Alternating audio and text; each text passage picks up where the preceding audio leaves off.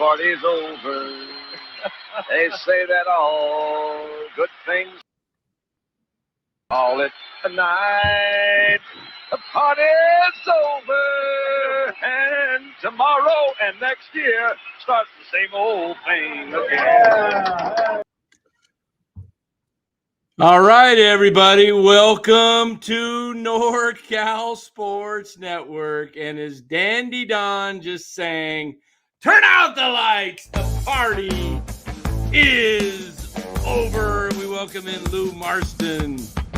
All right. Welcome, everybody, to NorCal Sports. You like that intro tonight? Oh, yeah. Just played Dandy Don saying, turn out the lights. The party's over. We may have to play that one more time. All right, everybody. Welcome to NorCal Sports Network. And got the Sox hat on tonight. I knew I shouldn't say I knew. I thought I would put it on at least once, but I was 0 for 3. I picked the White Sox the first 2 games, figuring they'd win one of those 2 and lose today. And what do you know? The Giants cough it up today. Another wasted start by Logan Webb. And now the Giants have lost. What's their record on this recent homestand, Lou? Well, if you count the A's on a recent homestand, and we talked about this 2 weeks ago, the biggest 12 games of the year, they had to at least go 7-5, 8-4, maybe 9-3, and they were 500. The usual 6-6, 6-6. And if you look at it, you know, Detroit has literally, I think they're 6-14 in their last 20.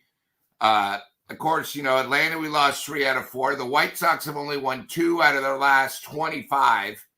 You know, they had a chance. They were all at home, except going across the Bay Bridge, and the Giants couldn't take care of it.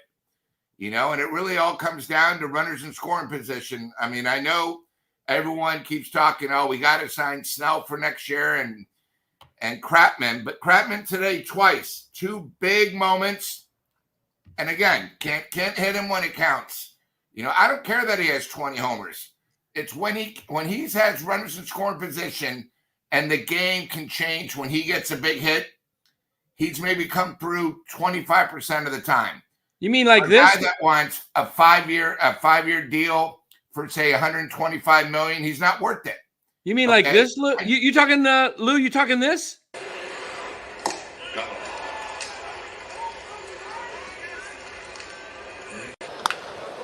Wraps this one fair.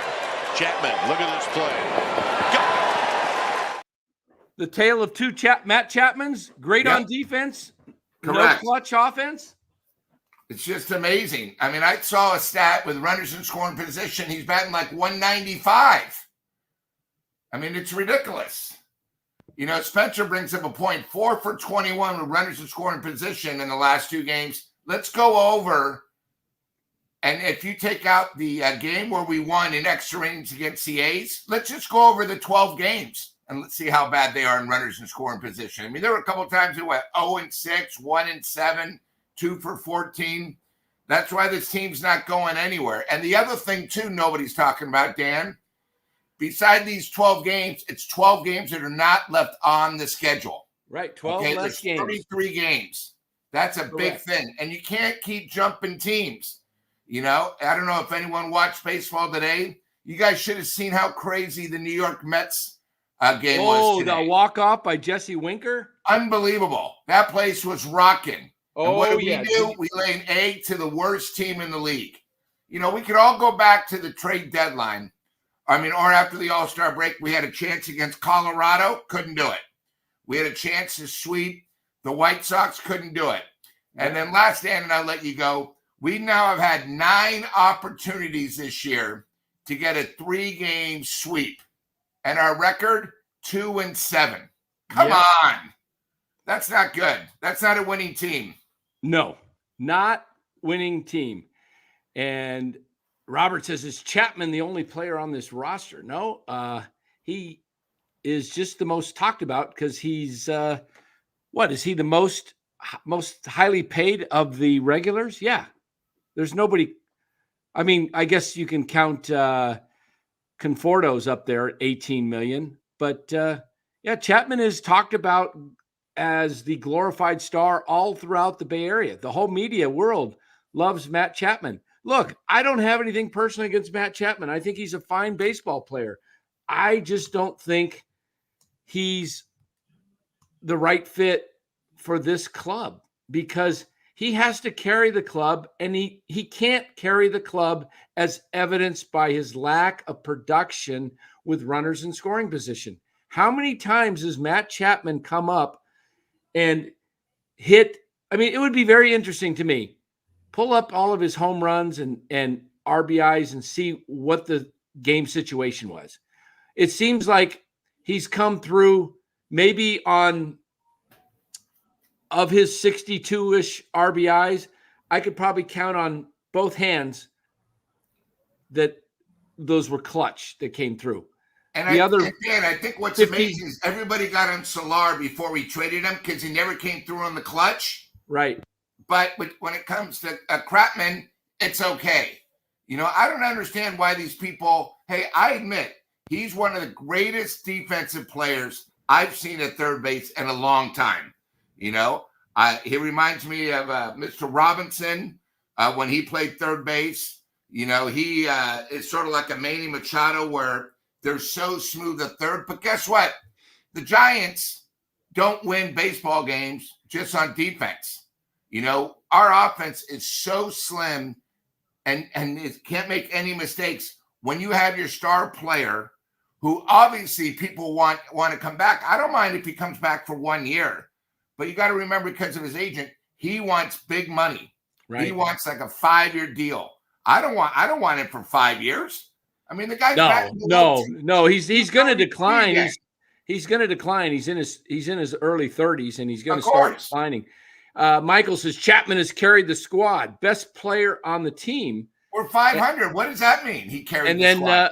And then is this the same Michael? Yeah, Michael says we must extend him. Okay, Michael's a member. We got to ease up on Michael. Our guy Ryan gives him a little he hits him pretty hard, though. He says he's talking about these Chapman takes are nuts. So Chapman not only player, but worse on team with runners in scoring position. Robert Rothberg, does Soler play defense like Chapman? Hey, look, Robert, we're talking about Matt Chapman as he's a great defensive player. I mean, he's not just a Gold Glover, he's a platinum third baseman. We've seen it. He charges the ball, gets rid of the ball quicker than anybody. He's absolutely amazing. I will never discredit Matt Chapman for his defense, for his base running, despite his blunder against the Detroit Tigers a little over a week ago, that some content creators said it was the manager's fault, which I thought was pretty funny. Blaming the manager for Matt Chapman running after he hit the triple with the infield in. If you watch baseball, you know nobody tells you to run with the infield in. Obviously, people not used to following the game for, I guess you could just kind of label those guys that think that kind of stuff. Just, come on. Matt Chapman, blaming Bob Melvin for Matt Chapman running home is pretty funny to me. But best player, yes, but simply not a middle of the order bat. I agree, Robert. That's a perfect description of Matt Chapman.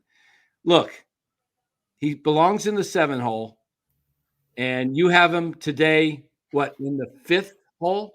Yeah, he got moved down to 5th because he wasn't in the clutch. Well, he's anywhere from 5 up. 3 through 5 is where he's batted all year long. I think one game they stuck him down around 7th, if I recall. I don't know why but the Giants don't have anything else. Lou? And wait a minute, we have nobody else? Well, who's to blame for that? Who's to blame since we have nobody beside Chapman and Conforto? That would be by a guy by the name of Farhan Zaidi. And don't tell me we had a chance at the All-Star break. Again, You know, you guys, everybody on the chat got upset about Snell not being traded. Okay, good. But the Giants are still in the same situation. And when he walks and we could have got something, you would have gone. You know, you're going to see. We have our closer who Robert loves, who's in AAA, is going to come back for the road trip. But we could have traded him. You don't tell me how desperate Baltimore is now. They don't even have a closer. We had a chance to trade with the Orioles, and we said no. We picked up one guy who's a very soft bat because he's from the area. That's it. And he did win us a game. But you see right now he's not getting any time. You know? I mean, it's just one of those things. You know, he probably won't even make the year. But you got to remember now, guys, now we're in a tough situation. You know, we're going to have a tough situation where we're going to teams that have better pitching than us. Yes, I said that. We're going to Seattle that has better pitching than us. And we're going to Milwaukee, who, if you guys haven't seen Milwaukee, has the best bullpen in baseball. Yep. So the Giants are not going to be able to go, we're down 2-0, 5-0, and expect to come back. Absolutely. Robert Brown, another great point here, says so many things went wrong today. 2 for 10 with runners in scoring position. Chapman 0 for 2. In the ninth, Bivens gets ahead 0-2. See, this is why I love guys who understand the game, because you point out things that are big, important factors in a game. You see the nuances, the little things in a game. Bivens gets ahead 0-2 and then throws 2 easy takes. Look, if you're got 0-2, you want to make the guy chase, not one that's easy right out of his hand. Yeah. You know, if you've batted before, you can tell where if it's not even close to being a strike. Kind of like 2 easy takes and then grooves the go-ahead single. Not good pitching. It's kind of like if Elliot Ramos, when Luis Robert hits the double down the right field line, and then I can't remember who the White Sox next hitter was, hits it into the triples alley, and Carcianone makes a nice running catch on the run. Nice running catch on the run, of course, Dan. Thank you. It's like, so he makes the running catch, and Robert easily tags to third. And if the ball had just been lobbed in, Roberts was taken off with the intent, if he was going to be ready to be waved home, if the throw was just a lollygag throw into the infield. Yeah.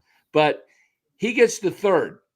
Now, the next batter hits a medium deep fly ball to Ramos, with Ramos actually coming in on the run a little bit. Underran it. Yeah, it was a little bit, the angle, a little tough to kind of get it. And you want to be straight toward the plate. But that was, you had to go all the way, because you're not going to try and hit a cutoff man. There's on that type, because there's nobody else on base. So you're not worried about the guy on first, going to second on the throw all the way into the plate. So as he throws it, though, I'm listening to Krupp. He goes, "There's going to be at the plate when he's going to catch it." Could be and he goes, and as soon as Ramos releases the ball, because Kruk's right above home plate and he could see the trajectory of the throw. He says, "There's going to be at the plate," and he goes, "No, there's not." He just as soon as he threw it, and that's the kind of pitch that Robert's talking about with Bivens. When you throw a wasted pitch that's not near the strike zone, you're putting the advantage to the hitter. Yep. When you get 0-2, 1-2, it's pitcher's advantage. 2-2, it's 50-50. It really is. 3-2, I think you get a lot of advantage to the hitter, because anything close, he's going to go at it. But they weren't even close. They were changeups that were a good foot outside. It's just bad pitching. Average player wasn't going to take them. Bad pitching, and and then the White Sox come through with the big hit, and then they get another hit. I mean, the White Sox could have easily won 2 games in this series. The first game, how many guys did they leave on base? Oh, it was like ridiculous amount. Yeah, I think it was 11. It might have even been more than that. They were awful with runners and scoring positions. Bases loaded twice. Did you see how the White Sox scored in the first inning? when they got a runner at second, less than 2 outs? I'm trying to remember. Let me pull it up here. Let me just pull it right up. So they got the double, which, to tell you the truth, was sort of a shady center field play. I thought they could have caught it. But then they hit behind the runner, so the guy got to third with 1 out. That's right. Then they had the ground. He let off with a triple. Oh, the triple. Okay, then how did they score? First guy grounded out with the infield in. He didn't score, and then they hit a ground ball to second base to Estrada's left side. He had to kind of go. It was deep he kind of had to go to his left side and glove it. He didn't have a chance. He would have had to spin, do a 360 and spin and throw it to the plate. So easy. But they didn't strike out. They put the ball in play. Sometimes that's all the Giants have to do is just put the ball in play. It's like, it was amazing. I think about earlier in the month, we talked about how the Giants had 6 different types of ways they did walk-offs. Walk-offs. We scored on a walk, a pass ball, an error. We won on the Little League home run. All you have to do is when you get a triple is you just need a ground ball. That's all they did, the basics. And this is for a team that has the worst record in baseball. But we never do this. If you guys remember last week, Macquarie, the only way we tried to score after we lost the game in extra innings, we had to put down, I don't even know if it was a safety squeeze or a suicide squeeze with the bases loaded. Guys, right. We're just not even doing the basics. Right. And again, today I think we struck out another 12 times. Yeah. The Giants scoring, it came in the 4th inning, I believe it was. It was 2-0. White Sox scored in the top of the 4th. Luis Robert Jr. doubled to right. Then that's the play I'm talking about. The deep fly to Triple's alley, and then Vaughn hit a sac fly. And Robert amazing, Jr. just scored. basic baseball. Yeah, they got the double, moved him over, and moved him in. And then in the bottom of the 4th, Giants tied it up. Canna hit a ground rule double. Ramos doubled off the top of the wall that looked like the play that in the 2012 World Series when who was that guy for the Tigers? I'm drawing a blank. Hit it right off the wall and it stuck. I remember that, yeah. Yeah, it came back. Was it the shortstop or second base? I think it was the second baseman guy. Trying to remember his name. I was going to get out. It's still beyond me. Somebody in the chat will nail it. I'm not looking at the chat right now. But anyway, Ramos, Canna didn't score because he was tagging thinking, that Robert might make the catch. And, he didn't, he just missed it. That's it. And so he had second and third. Then this is what we just watched. Chapman striking out, swinging with second and third. And then Encarnacion grounded to second. Canna scored, and then Estrada singled to right, tying it up. And that's all the Giants would get. And their game would remain that way until the 9th inning. And Dan, what did you think of the of Melvin's move in the 9th? Well, first of all, to take Webb out. Well, I'm not privy to the situation. It was predetermined before the game. There was a pitch count, so Webb knew what the situation was. My big gripe would be, why didn't you just go, instead of with Eric Miller, go with Taylor Rogers, the lefty who's used to closing and pitching in late innings. He's pitched late innings for the Twins most of his career, the Padres, and he comes over here and now they've had Rogers anywhere from the 6th to the occasionally the 9th, but he's primarily a 6th, 7th, 8th guy. And yet I didn't like having Morgan there. I think, when we just had last weekend, they talked about the core 4. They all knew their job. They all knew their assignment. We keep talking about the Giants offense. I don't think our Giants bullpen really know who's going where and what inning. What made the core 4 is they all knew, okay, 6th inning, I better be ready. 7th inning, I better be ready. 8th inning, I knew who the closer is. Just right now with the Giants and the way they use the bullpen and the way they use Melvin, he uses the bullpen. I mean, we were so spoiled by the master, Bochy. He was one of the greatest we'll probably ever see. Last year we were disappointed the way the bullpen is, but I don't think Melvin's that great on the bullpen. I think it's very shady. Well, he like you said, he struggled last year. San Diego, they lost a ton of one-run games. Yep. San Diego's without Tatis this year and Soto. Look what they're doing. And, Mike Schilt, the manager, former manager of the St. Louis Cardinals, he's got him clicking on all cylinders. Robert says that Webb was not feeling well today, and that's why he was on a pitch count predetermined before the game. My God, the 8th inning was 5 pitches. Yeah, he was still up to like mid-90s, though. And he probably the Giants love using this. You remember earlier in the year, Hicks, when he had a shady I wasn't feeling too well. Come on. It's the dog days of summer, guys. There's 33 games left. True. If you're not feeling well, you pitch to the 8th, you're not feeling well. Okay, well then you pitch maybe 5 innings and you come out. I don't want to hear that BS. Those excuses. James disagrees a little bit, says Rogers isn't good. Danny gives up too many home runs. Which Rogers is James talking about? Are you talking about Taylor Rogers or Tyler Rogers, James? Taylor's given up a few, but I like Taylor Rogers. I think he's got, especially I love him against lefties. He's got a nasty slurve that really tough to hit. And Dan, is this the end of his 3-year contract? No, this is wait. 23. No, this is year 2. One more year. One more year. Because I remember, they signed him. Yeah, like 3 years for 19, which now looks good. I mean, I like him; he's solid, but look at George's comment. The bottom line: the Giants scored 11 runs in a series against the worst pitching staff in all of baseball. Bottom line is the lack of situational hitting, making simple contact kills us. Yeah, guys, this is exact comment I made opening day. I said this roster scares nobody, and it's primarily the same roster. Soler's gone. Jung-Hoo Lee's out of the lineup. Ramos has replaced him, and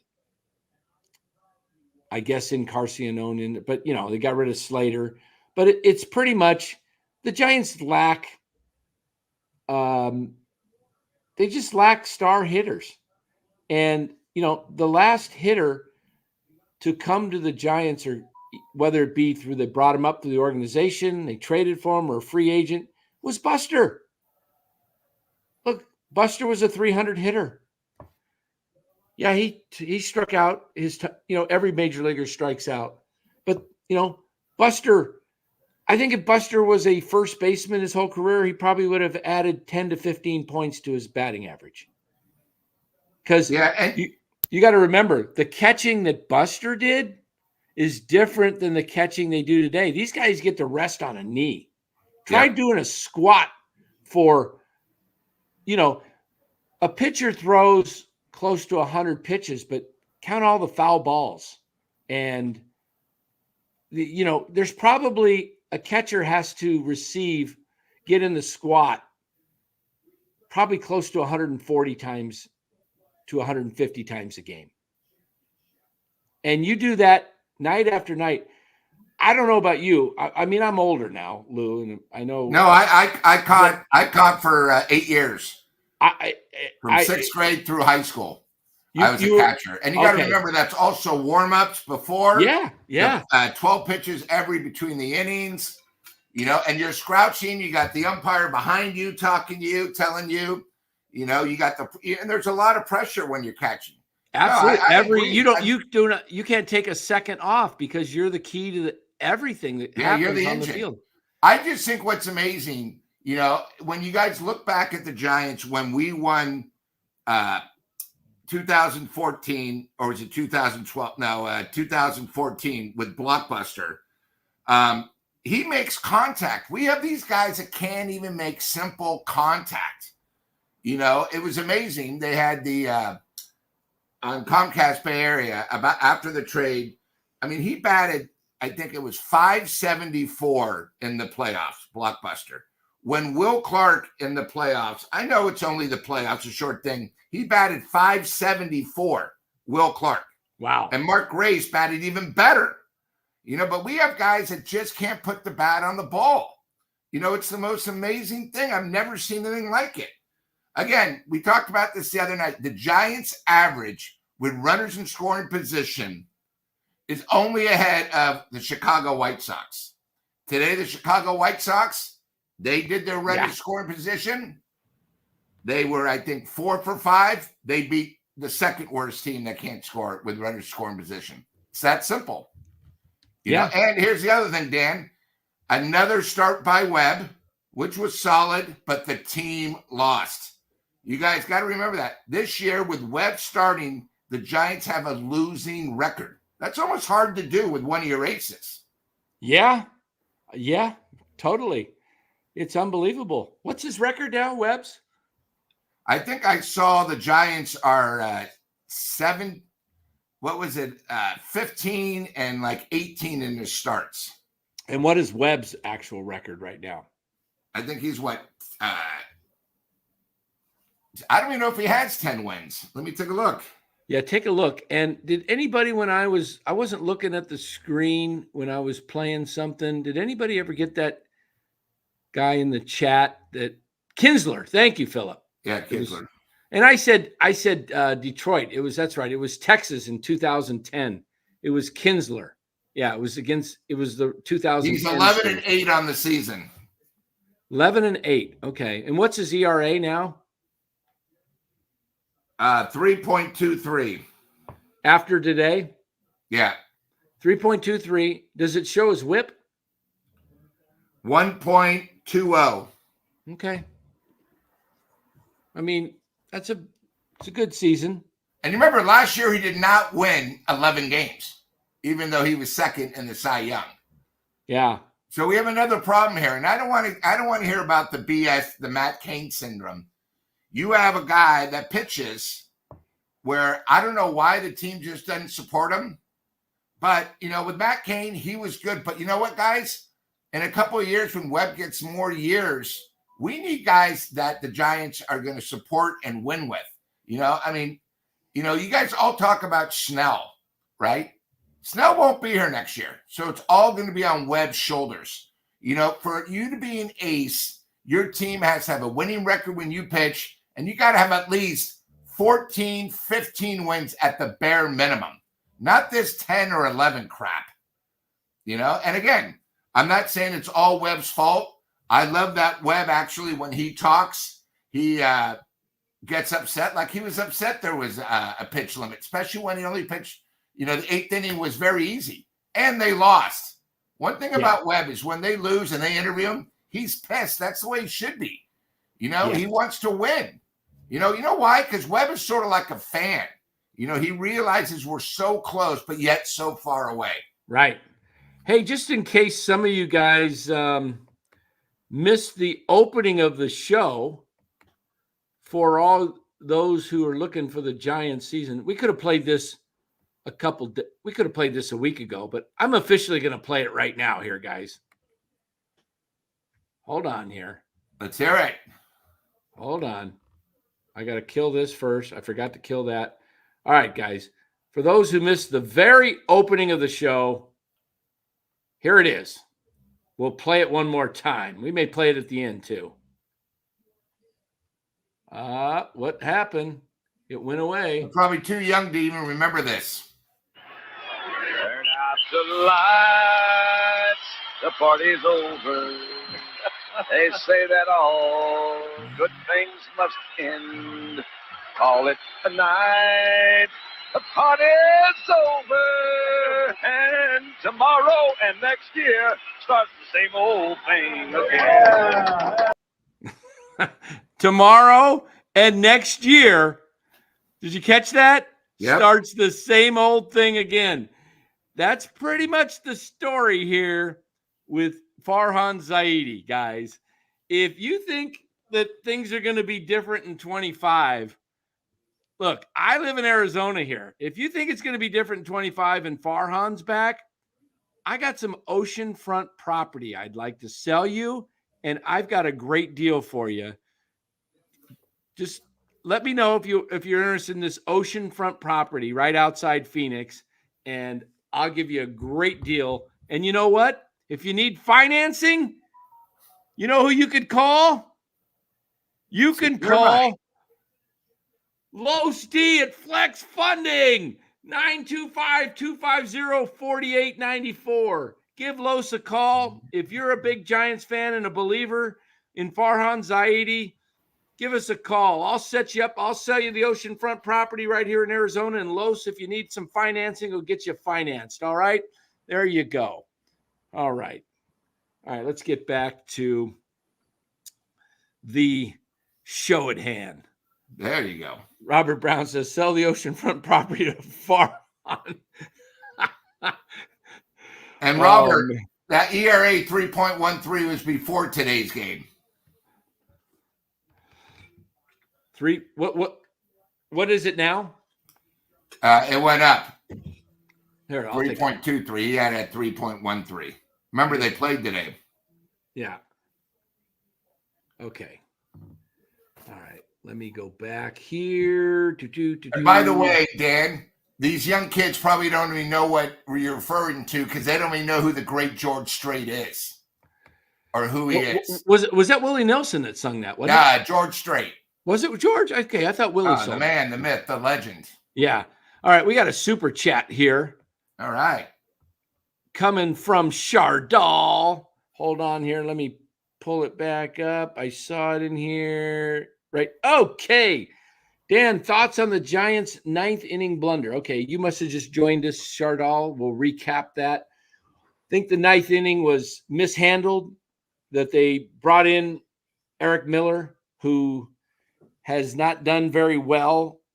Bivens does better against lefties for some reason. I don't know why. Splits are different, but I think you got to go with experienced people in high leverage situations in a critical game.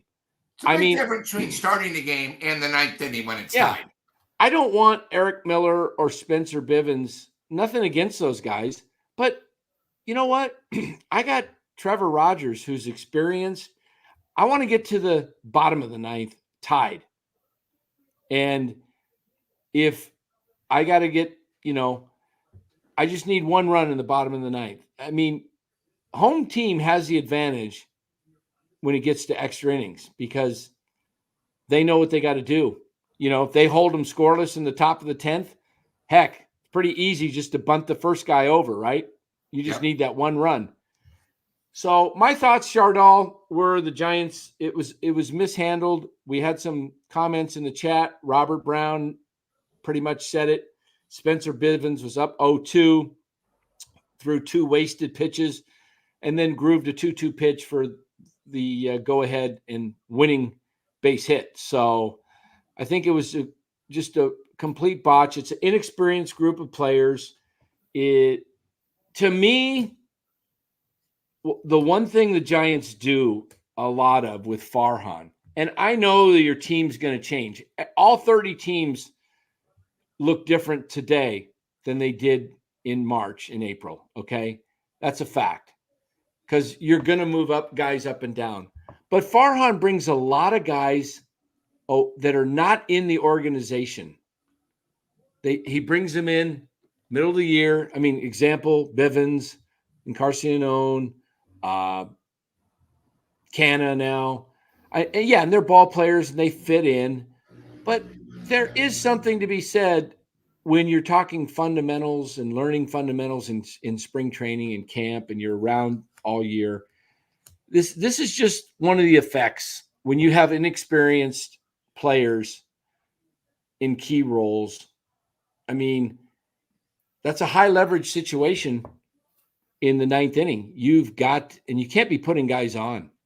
And then, hey, Dan, maybe losing Bailey for this week, we sort of overlook how great he calls these games.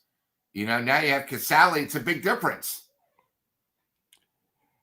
Big time. Yeah. I mean, Bailey's a great receiver and he's he's going to steal strikes for you as well. And pitchers might be a little more comfortable with him. And another guy, Casale, he wasn't here in spring. It's just the Giants organization. They constantly, I'm fine with going outside the organization. You got to go outside the organization. But when you go outside the organization, bring in, Casale's an experienced catcher. He was great for the Giants in 21, backing up Buster. But,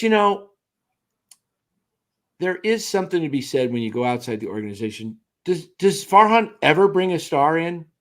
He got Chris Bryant, and that was basically Chris Bryant's swan song. That was his last dance. He's washed. Yeah, but and he was also going to be a free agent. So you got him at a time where they needed him. It was a great pickup. But Scott Harris is the former general manager of the Cubs, who came to the Giants and who's now the president of baseball ops with the Detroit Tigers. He's the one that made that deal. Farhan has not made the biggest trade that Farhan has made is Mitch Haniger. And who else went in that deal? Mitch Haniger and who else for Robbie Ray? Oh, didn't they get rid of somebody else in that deal? Haniger, and then there was a pitcher. DeSclafani. That's right. DeSclafani. DeSclafani went. So he got rid of two guys that he signed. That he signed for the money. Yeah, and took a chance on Ray. But then look at Farhan's signings. He got rid of Mania, basically. He let him just go this year. He did the big six. Yeah, Alex Wood, DeSclafani, Haniger, Soler, Luke Jackson. How many guys has this guy signed that they're just duds and he has to move off of them? At what point, Lou, if you own I work for you, it's your business. Yep. You're paying me money to make you money. And you're costing me money. And I keep screwing up and costing you money. What are you going to do with me? I would have to let you go. As I don't know if we have that interview with Mad Dog where he goes, how does this guy still have a job? Yeah. He's been employed for 6 years. He had one winning season. That was a mirage. And the team is not getting better. The farm system's not getting better. As we talked about, in those 6 years, if you take out the 1 year that was super, we are not even over 500 one game. We had 2 times where we landed right on 500, but we've been below. And don't tell me this year, the way we're going with 33 games left, 18 on the road, and, with St. Louis might be the only team under 500, we're not going to – first of all, guys, the playoffs are done. What's going to have to start happening is after this road trip, which we can talk about, me and Dan, it's going to be a tough one. 6 solid games on the road against 6 pitching. Knowing the Giants, we'll either go 3-3, but we'll probably go 2-4. It's tough. Milwaukee's won 7 out of 8. Seattle has to go to LA and then pitching great. They're just not hitting right now. But the Giants don't scare anybody with their offense. Exactly. I'm trying to read a comment. I'm not sure what this means. Let me see. Where did it go? George, it was a comment from George. Where'd it go? Yeah, Bart doing well. Robert says Joey Bart's been doing well. Oh, this one. No. Asif says I like to pick on Chapman. Why not Soler when he was playing? I got on Soler when he was playing. I said he wasn't producing, but I don't blame Farhan for the Soler signing. I wanted him. I thought Soler would be a good pickup. He didn't pan out, but I think, look, I was fine for getting rid of Soler, but the problem is you didn't sell off the rest of your stuff that you could have sold to build for the future. You acted like you're trying to win by, getting a trade for Mark Canha and getting rid of Soler. You got rid of Soler and Jackson. You know what? You just dumped your problem on to Atlanta, which is a good financial move. But you didn't improve your team if you're trying to make the playoffs.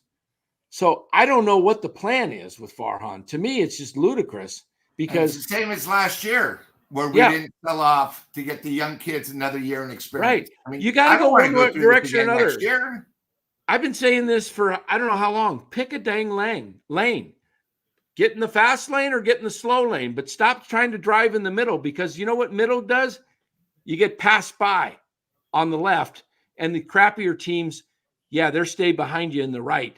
But you try and get in the left lane, you're going to get run over, and someone's going to, just run right up your back and get you over. Giants, they seem to go between the middle lane and the slow lane. They can't decide. You know what? Pick a dang lane, because if you picked a lane and actually started selling off and getting younger guys, you might struggle for a few years. But you know what?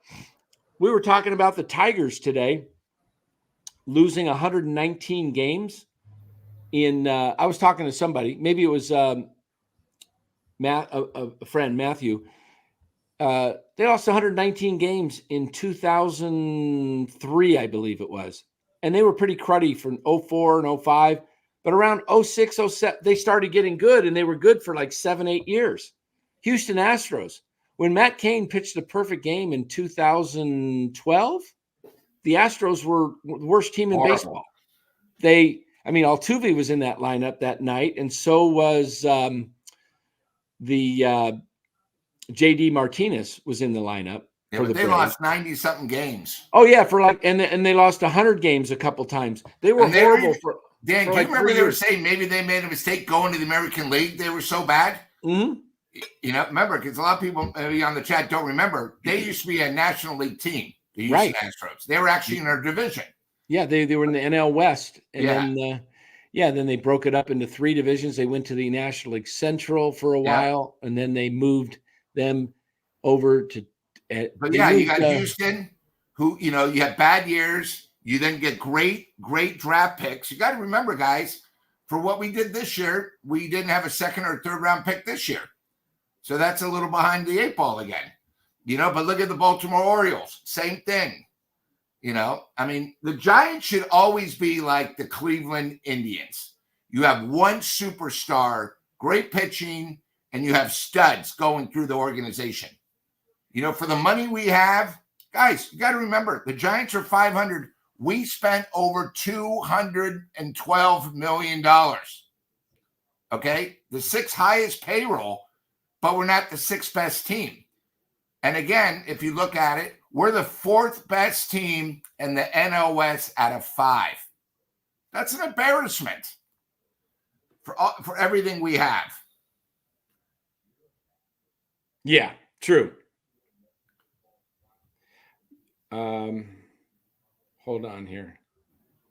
Okay, there we go. Trying to find.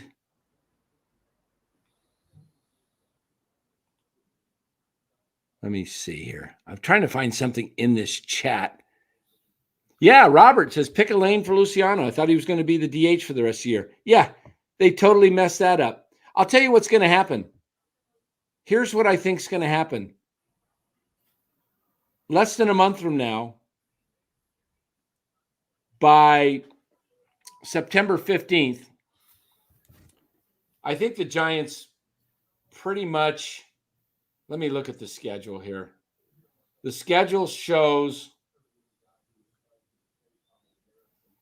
they've got the 6 on the road, Seattle, Milwaukee. I think they go at best 3-3, probably 2-4. Then they got Miami at home. I think they win 2 of the 3. They win 2 of 3.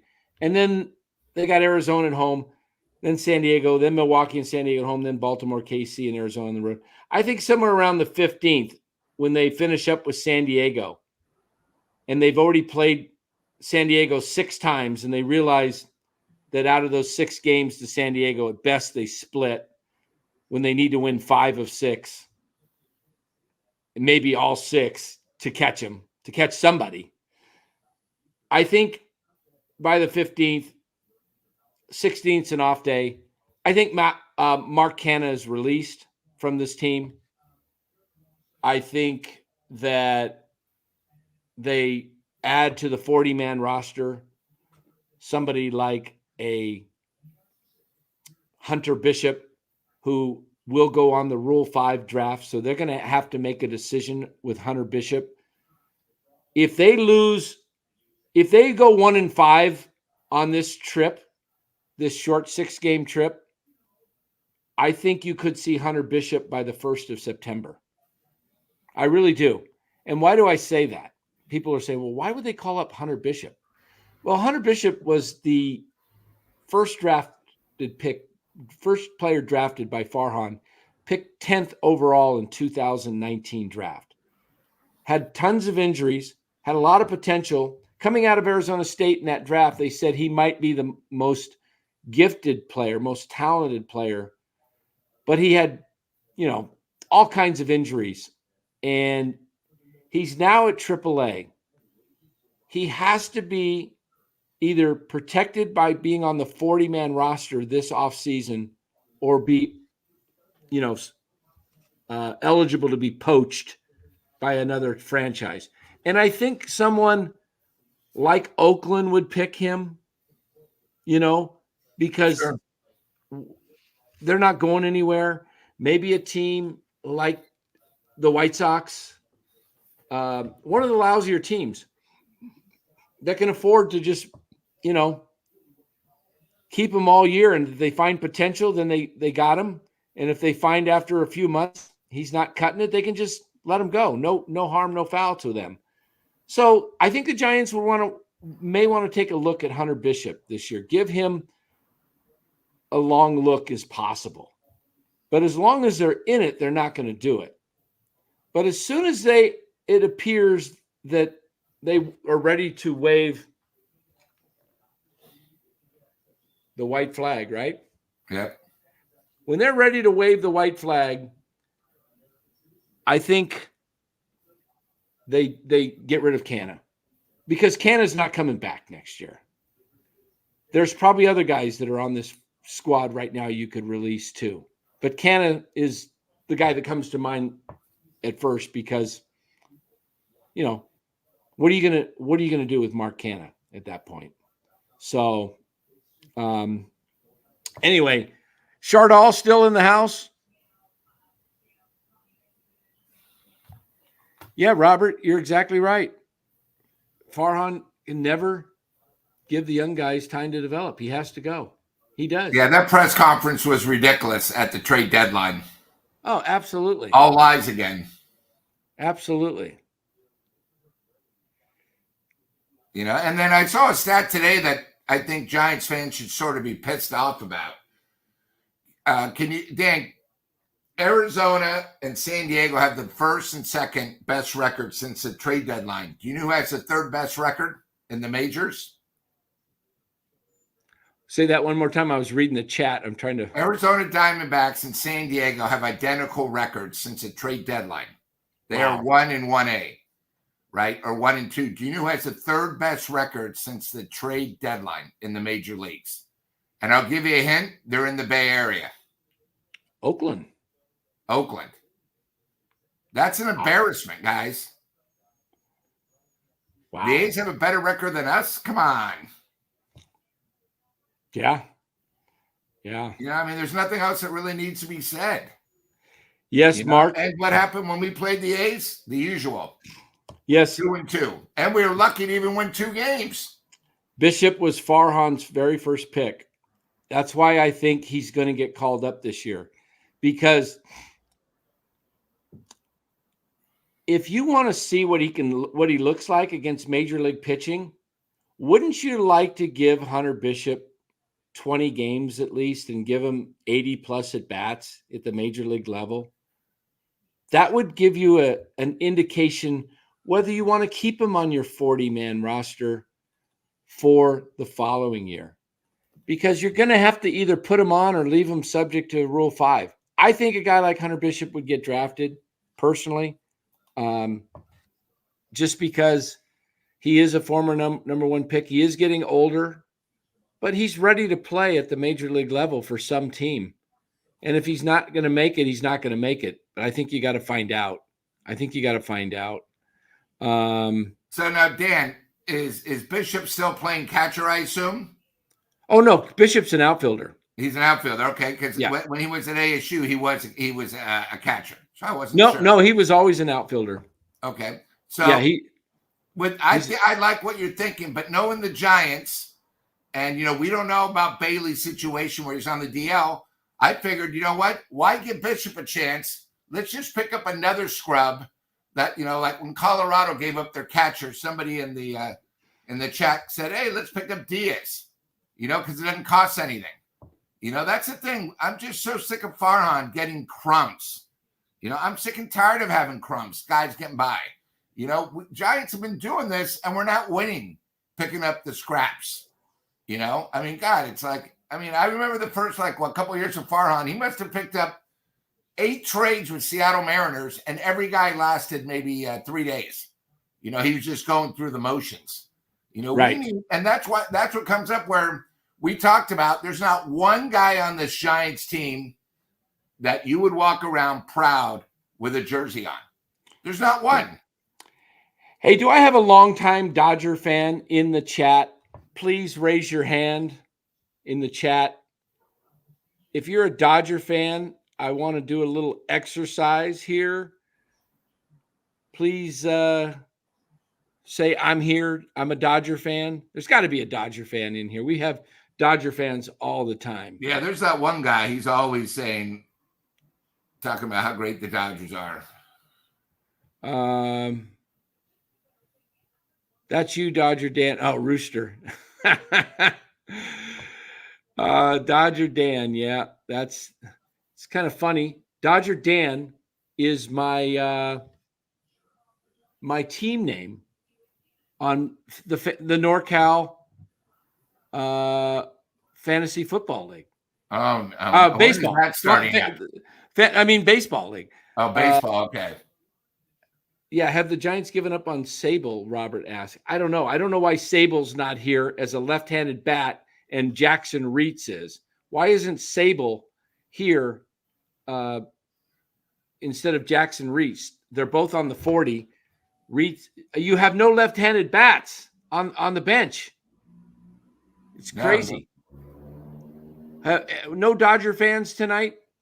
Let me show you something funny here. I've got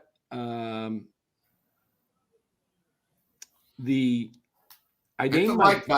like button. I named my fantasy baseball team, guys, Dodger Dan Domination, to kind of just get at some of the guys on the other teams. So I was in 12th place, and take a look at this. Look who's at the top right now. Dodger Dan Domination. Yeah. So kind of fun. Who knows if it lasts, but. And Dan, I'm not being mean. I'm just reading George from the chat. He says that we should be proud of guys like Webb, Snell, and he's happy to see Robbie Ray. Guys, I'm talking about growing up, you always had a favorite player. Nowadays you'll see a Clark jersey. You have to ask him, is it Jack or Will Clark? You wore it with pride. You 22. We both wore number 22. It's just one of those things. I went to the game.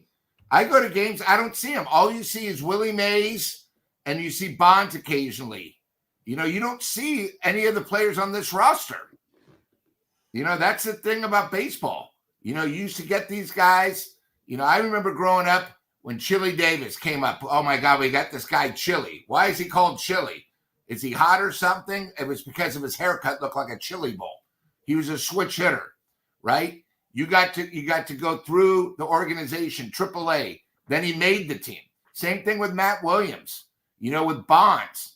You get to fall in love with these players that are here 2 or 3 years. You don't see any Yaz jerseys, And Snell's not going to be here next year, so why would anyone buy Snell? Robert says Webb qualifies, in my opinion. I think Webb's he's drafted in the organization, and he's gone through Tommy John, and he's recovered, and he's really a solid player.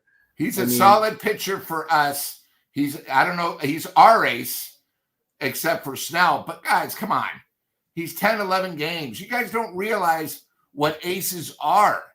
You know, you guys all think Webb's our ace. Oh, he's so good because he was second in the Cy Young last year. No, an ace is somebody when you have a 4-game streak like what Snell's doing now. He stops the losing. He knows every game when he pitches, it's a win night. You know, again, we talk about Webb this year. He has a losing record. The Giants had a losing record when he pitches. Come on. It is true. It's frustrating because today was a huge game. The Braves ended up losing today. So they lost 3-2 to the Phillies.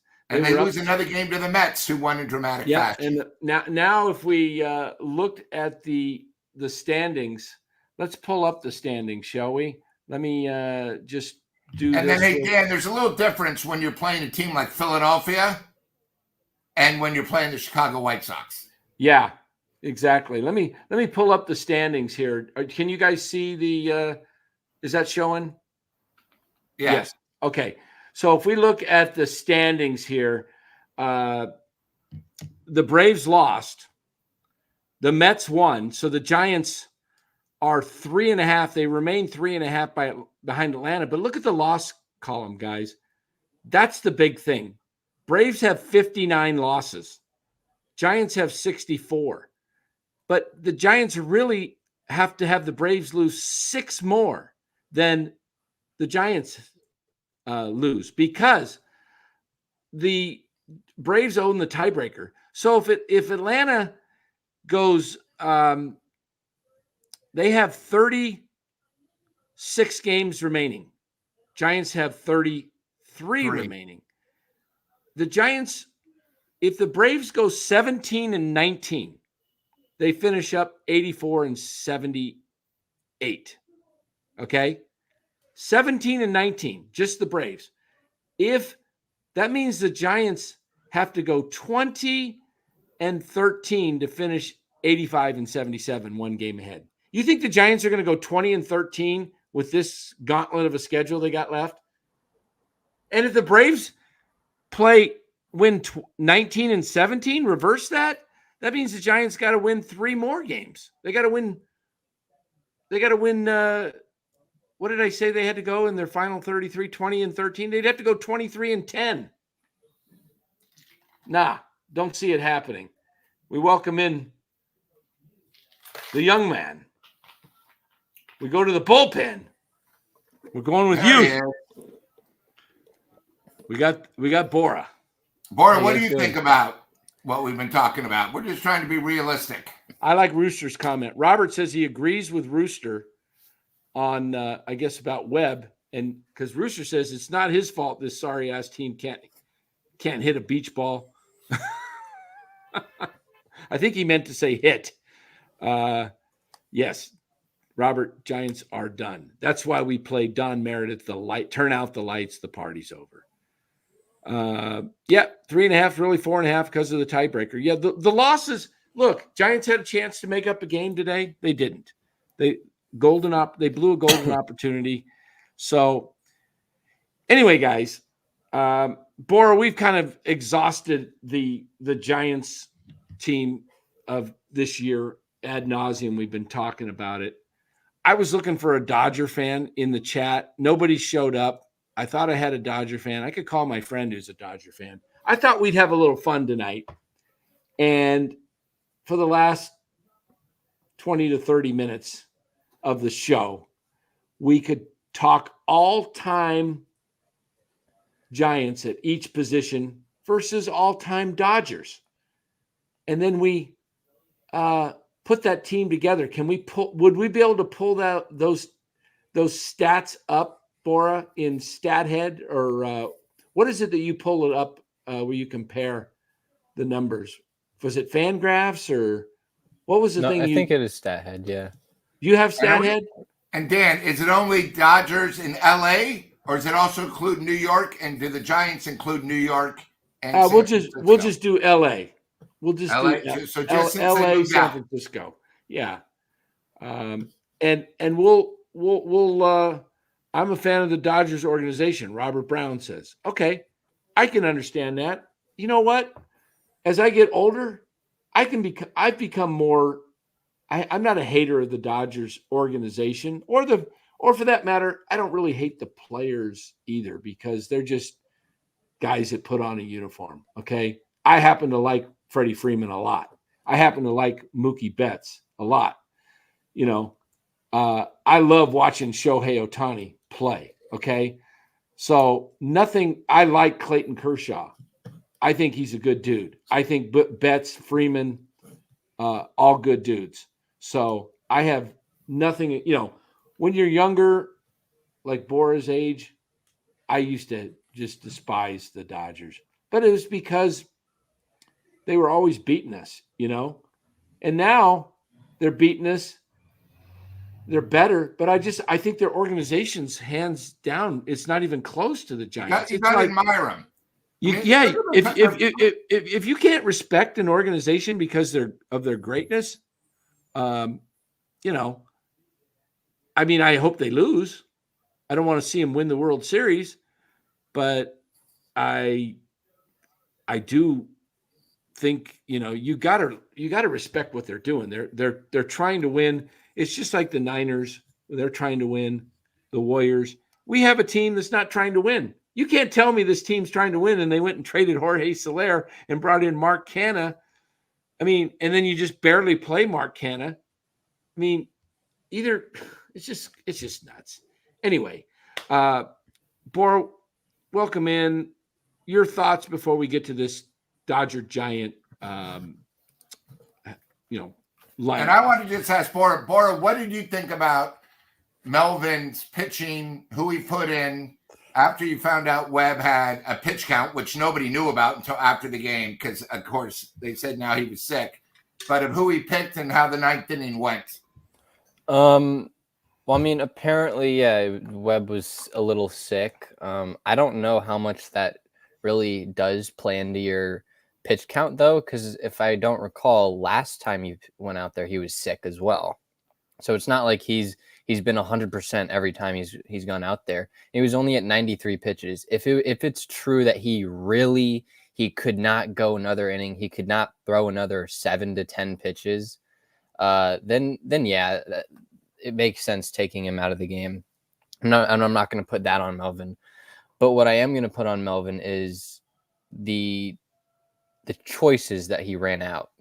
You do not bring in Spencer Bivens in a high leverage situation. It's 2-2 with the bases loaded and 1 out, I believe. Yeah. You just don't do that with Spencer Bivens. I like Spencer Bivens. I don't like him that much. He's not one of your high leverage guys. Apparently Ryan Walker was not available. What about Taylor Rogers? I don't understand. And I've had this problem the whole year, sort of. I don't think that Bob Melvin's bullpen management is great. And if any of you guys have been following my Twitter, I went on a little rant on Twitter today, just exposing Bob Melvin. He was brought in. Gabe Kapler was fired this past offseason. And everyone was like, okay, we're finally done with Gabe Kapler. We can say goodbye to analytics. We can say goodbye to the platoon system, and we can just go all in on regular baseball. And we come in here middle of the season. Not even middle, the second half of the season. And the whole year it's been this platoon. It's been the same thing. It's been Correct. The exact same style of baseball, except I could argue that the bullpen management has been worse because I actually think Gabe Kapler's bullpen management was pretty good. He obviously had his faults with personnel and just being able to talk to players. But Bob Melvin's he's a veteran. He should know how to manage. And I just don't think he's done a good job managing the bullpen. There've been times this year where he's stretched out some guys. He stretched out Randy Rodriguez. I don't think Randy Rodriguez was pitching more than an inning in Sacramento or in the minors. And one of his first few appearances up here, he stretches him out to like 50 pitches. I mean, you wonder why Randy Rodriguez now has elbow soreness and is done for the year pretty much. It's these little things, and it's just, I'm going to try to pull up my tweet here because there's this stat where, if this loads. Okay, Bob Melvin's record after playing 129 games right now is 65-64. Last year, Gabe Kapler's management after playing 129 games was 66-63. So arguably with a worse roster, he didn't have Chapman, he didn't have Snell, he didn't have Ramos, and he didn't have Fitzgerald. All those guys are now raking and have been brought in to upgrade this roster. He didn't have any of those guys last year. For all the faults we gave Gabe Kapler, I mean, I think he got a lot out of that roster last year. And I'm happy to see him go. I didn't like him at all. A lot of people didn't like him. But I mean, it's not like Bob Melvin's much better. I mean, the management in this game was horrible. And I mean, going back to last night's game, I'm pretty sure it was last night's game, where they took out Conforto to put in Mark Canha, was it?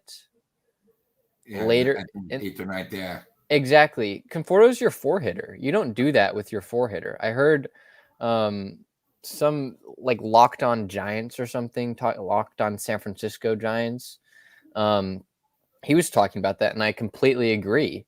You do not pinch hit your cleanup hitter. That's going back to the platoon. That's going back to the complete platoon. It's not just the platooning of the fringe players. It's going back to full-on platoon, and that's what it is right now. It's just so disheartening to be able to watch this after what we've witnessed the past 2 years with Gabe Kapler, and we thought this offseason was going to be much better. The team would be going in a much different and better direction, but it's just not happening with Bob Melvin. And I think if this season continues like how most of us think it will, with them not making the playoffs and a chance being under 500, I think there's no scapegoats. They're just like, get rid of Farhan, get rid of Melvin, get rid of everybody and just start new. They wasted another year. They wasted a year. They could have done that last year by firing Farhan after they fired Kapler. You just fired Kapler. They wasted another year. They completely wasted another year. And it doesn't make sense because a lot of people online watching the game are just bored. I don't know. I mean, I try to catch every game, but I mean, I'm to the point where if I have other things going on, it's like I'll check the box score maybe, but I'm not completely staring at the game on my computer screen. What do you think of this comment by Robert? I completely agree. I mean, how much money is Michael Conforto making? He's making $18 million. He's making $18.5 million. He came in just to pinch hit and he struck out. Exactly. You do not platoon players making $18 million. That's them platooning Michael Conforto is like if Matt Chapman was being platooned. They're making the same money. They're making the exact same amount of money. There's no way they want to. And Chapman's the guy you definitely should be, if you're going to pinch hit for in a clutch situation, it's Matt Chapman, because we all saw what Matt Chapman did today in a clutch situation with runners on second and third, down 2-0, nobody out. Here's Matt Chapman.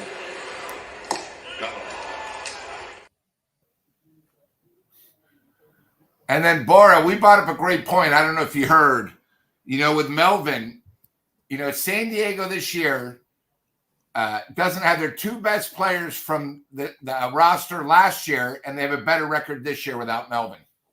Exactly.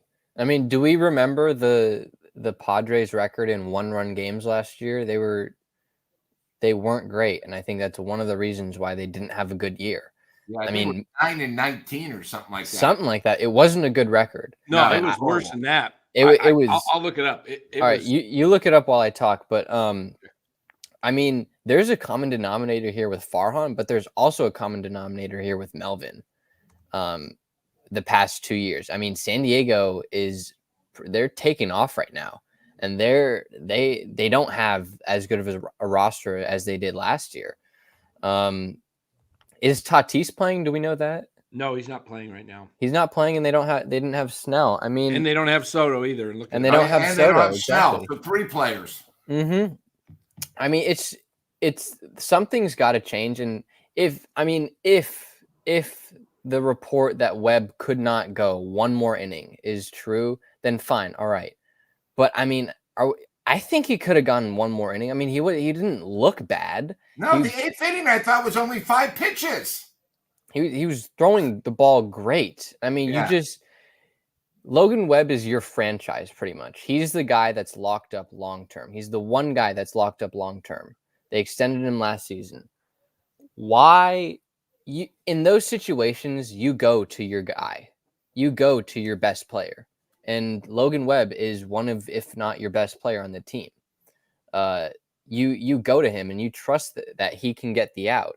You don't go to some mid reliever like Spencer Bivens or Eric Miller. I mean, come on.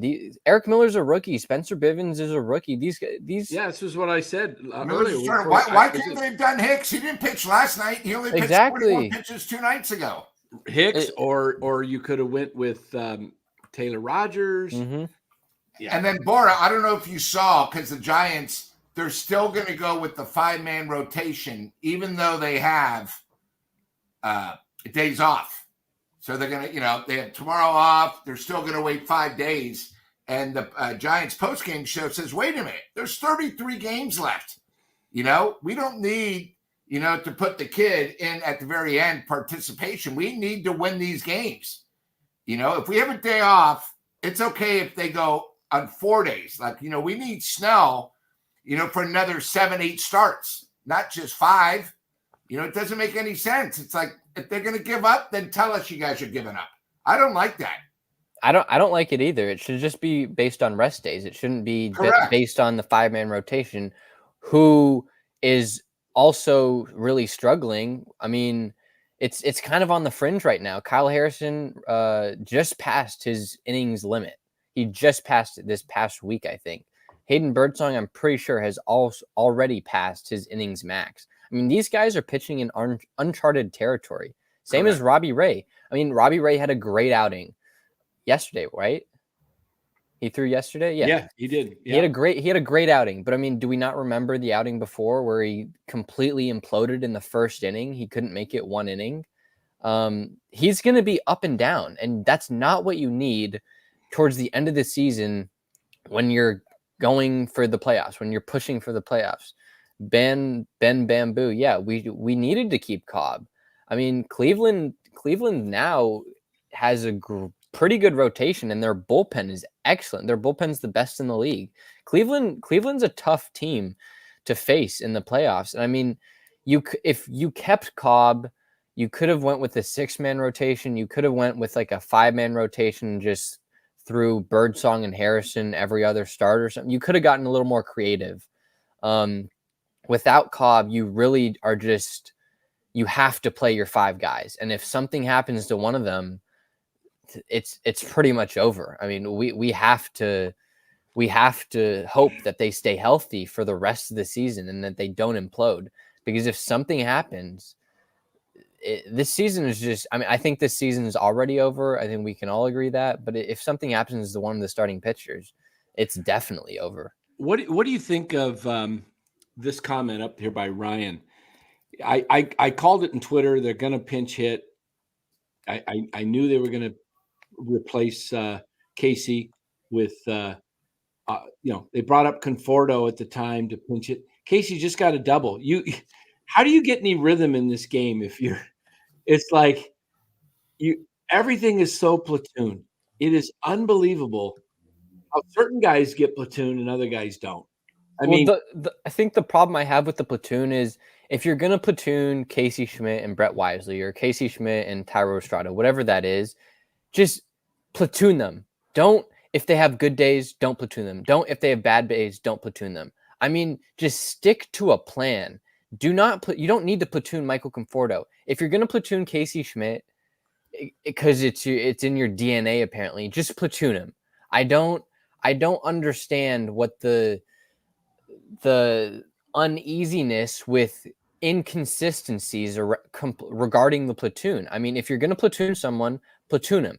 I don't know why you're platooning Casey Schmidt with Michael Conforto and then platooning Casey Schmidt with Brett Wisely and then all these different players. Just platoon you. I mean, I don't think the platoon is such a bad thing with like 2 or 3 players. Because I mean, some guys aren't going to be. All teams platoon their bottom 2 or 3 guys. Exactly, it's not a bad thing. But when you're platooning your cleanup number 4 hitter, your exactly, hitter? That's not where it is. And when you're platooning Casey Schmidt, Tyro Estrada, Mike Yastrzemski, Gerard Encarnacion, Nick Ahmed, not Nick Ahmed, the guy they just brought in. I'm blanking on his name.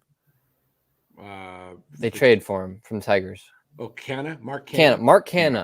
Michael Conforto. You're platooning. Half your roster is being platooned. Yep, absolutely. So no one can get in a rhythm. Yeah. Hey, let's take a look at this Padres last year. Can you guys see this? 2-12. They started the season losing 12 extra inning games, and they won their last 2 extra inning games to finish 2-12. 2-12 in extra inning games, and in 1-run games, guys, they were 9-23. That's what I thought. Yeah, I know they're at least 10 games under. Yeah, 9-23. So they played 32 1-run games and won 9, and they went 82-80, and that was with a late push, and they passed the Giants. I don't know how this is going to turn out this year. Melvin's great comment. Man, I just, you know what? When the Giants finish the season and they're done, pretty much everybody's agreed that it's like by the 15th of September, I think we see, hey, they're 6 or 7 out wherever they're at of the wild card. What are they right now? 3.5. Let's say September 15th comes around and they're hanging around. But they're 5 out. We know it's over, right? We know it's going to be over, but I don't want to see them all of a sudden get hot and still miss the playoffs, but somehow finish the season 82-80, and everybody says success. It was a success. They're better than last year. We improved by 3 games from 79-83 to 82-80. And you know what? There's hope for the future. We're going to run it back. Going to be some changes, but we've got the nucleus now of a good ball. Groundhog Day. Tommy Huxley donates $2. Thank you, Tommy. Says, fire Fart Han immediately. This clown is useless. Pretty much said the same thing. Hey, Dan, the one thing when you bring up the schedule in September, after Miami, you got Arizona and San Diego that are competing for the division. So those games are going to be extremely tough. You got Milwaukee, who's trying to put away to win that division. So they're still going to be playing. Get one of the top 2 seeds. Yeah. Then you got Baltimore and at Kansas City. They're also going to be competing. One for division, the other one for a wild card. And then, you got Arizona, except for St. Louis at the end. All these teams, they need to win. So the Giants you got 3 games at the end of 3 games in the end of the month against Miami. You got 2 at the end of August and 1 in September 1st. And then it's like the rest of September is like good luck. The hottest teams in baseball. Let me ask you guys this. Lou, you're there. You're a season ticket holder right there next to the Giants dugout. Giants are out of the race, whether it's September 15th or they're officially eliminated on September 23rd, whatever it is. Okay. Do you bring in Brandon Crawford to play the last game or 2 against? Sign him for like a 1-day contract so he can just sign him for the rest of the year, whatever. Let him. Let him this? If you sign him, whose spot is going to be sent down? Oh, I mean, off the roster, I mean, Canna's good as gone.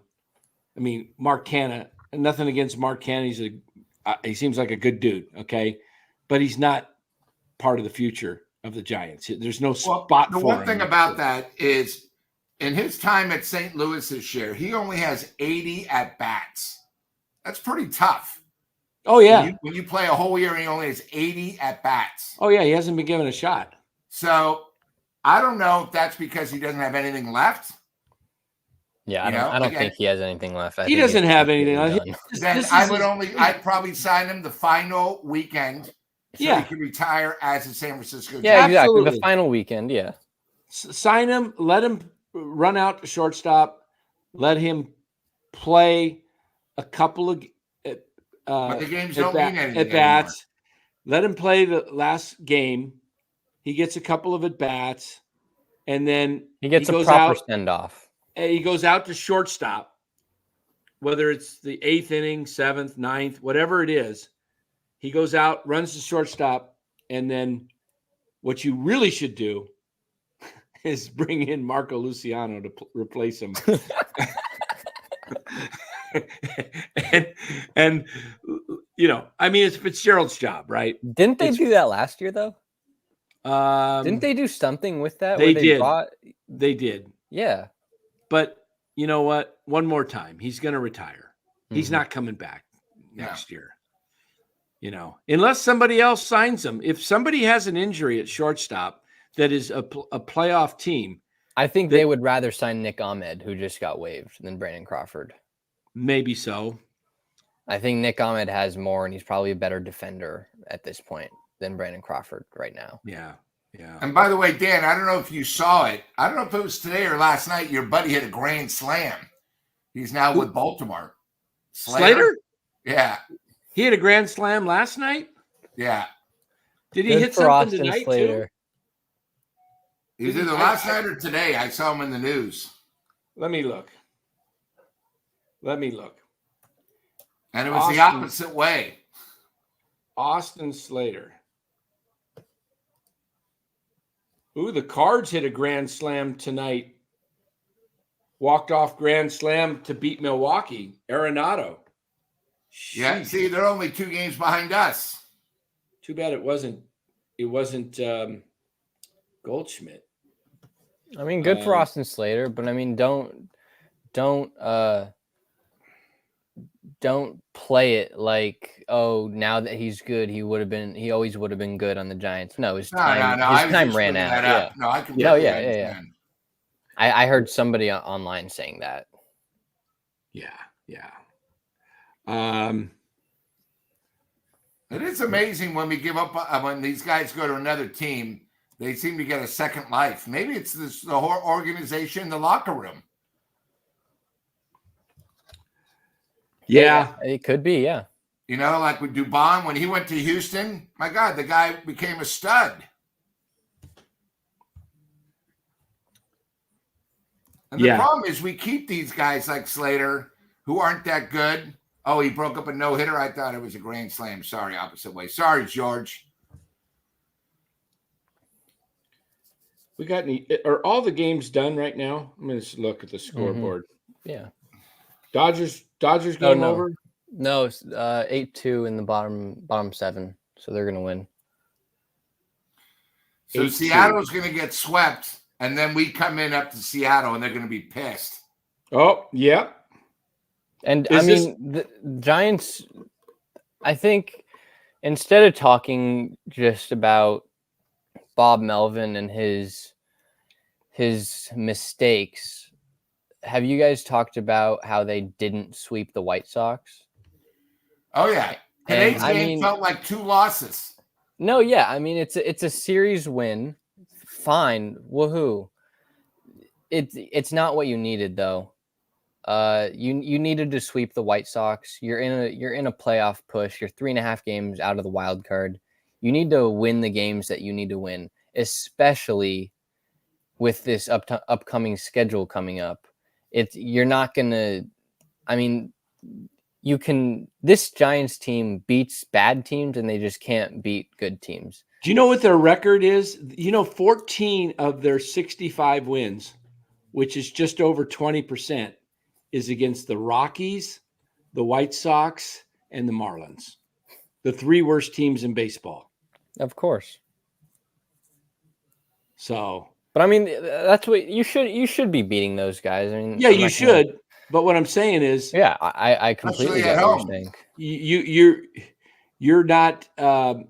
You're not beating the teams that you have to beat. You're beating the teams you should beat, like those. But the teams, I think they have a winning record against the Mets, and not against. If we looked at the playoff teams, they don't have a winning record. Laura, we talked about this when the homestand started with Detroit.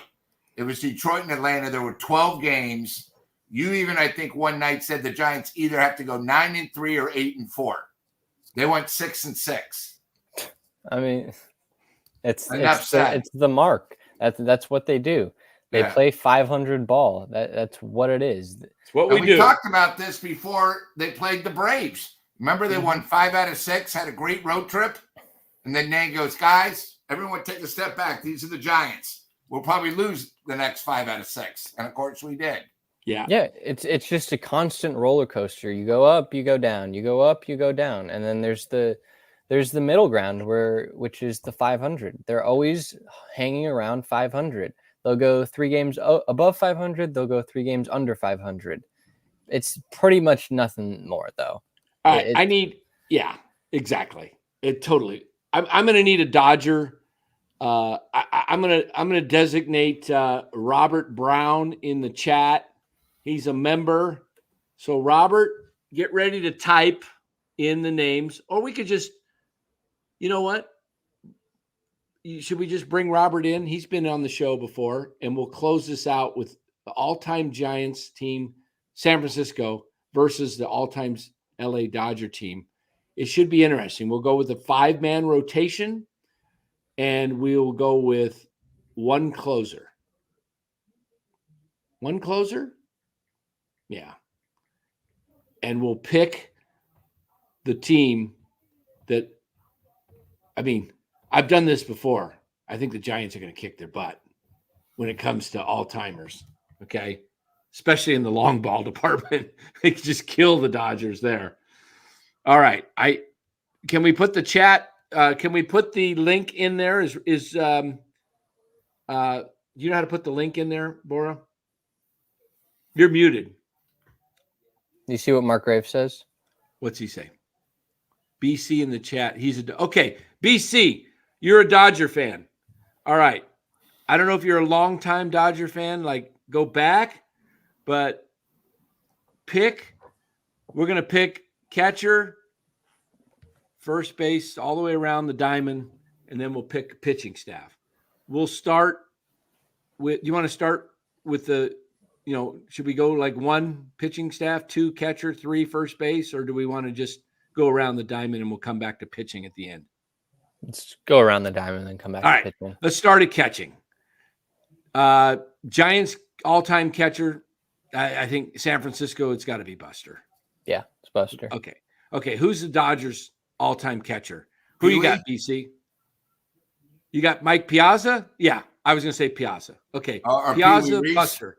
Okay, we're going to put this team together, and what we'll do, you got stat head, Bora. We can pull each one up. Yeah, let me do that. All right. While you're doing that, first base. I'm going. You go with McCovey. I think you. Wait, I don't know. I don't know if we can do a whole team of that. I think it's just one-on-one, just 1-to-1. Okay, wait. Let me just. I know you can only do 1 versus 1. All right, so you were saying first base for the Giants? Ben Bamboo says Campanella. Are you taking Campanella or Piazza? Piazza's a Hall of Famer. So is Campanella, I guess. But Tom Wire says Cepeda at first. I don't know. I think you got Campanella never played in LA, did he? I think he did. I thought he was strictly Brooklyn. Okay. I think he did at the very end, 58, 59. I'm not sure. Maybe not, but let's go. I'm taking McCovey at first over Will Clark and Cepeda. Okay, Buster versus Piazza. Let's blow that up a little bit. WAR. Oh, you got to give that to Piazza. Offensively, it's all Piazza. But wait a minute. Buster has 23 to 17 stolen bases. I think you How got to about give rings? I think you got to give the nod to Buster there on the stolen bases. No. Yeah, the rings. Championships, 3. MVPs, 1. I mean, I bet if Buster did roids, he probably would have had a lot more home runs too. I mean, how long did Piazza play too? How many at bats? Yeah, but was he a better Dodger or was he a better Met? Yeah. That's true. Look at this. That's true. Half his career was on the Dodgers, and then the other half was the Mets. It's not like he was a... Oh. Chat. I'm going to put the final vote to Robert. Robert, who you got? You got Buster or Piazza? I'm waiting for Robert to type in Buster or Piazza.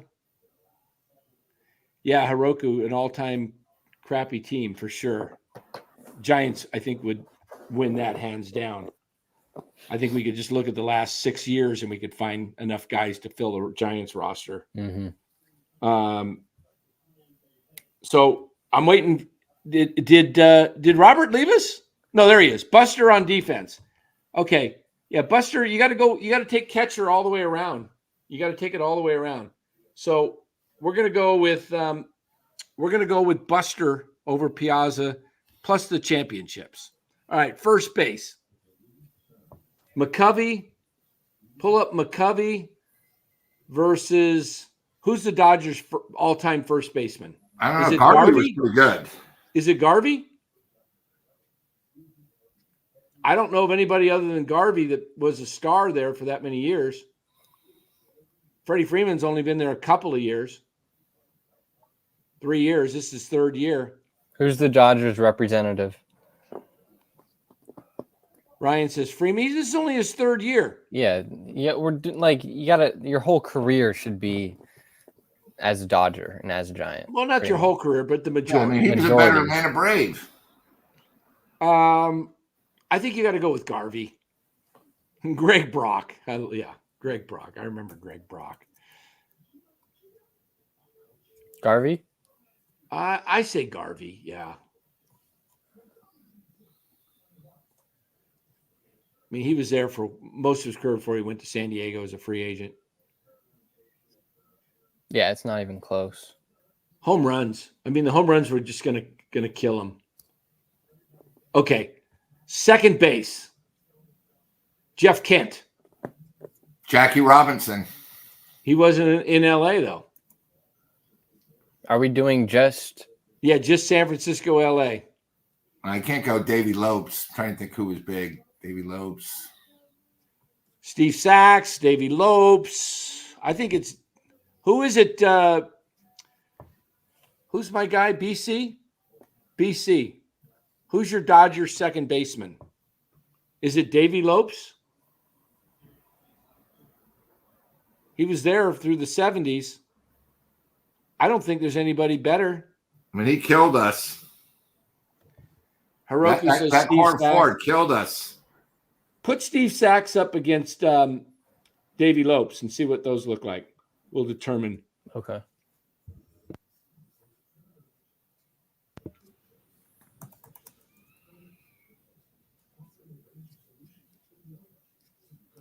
Oh, this is how you do StatHead.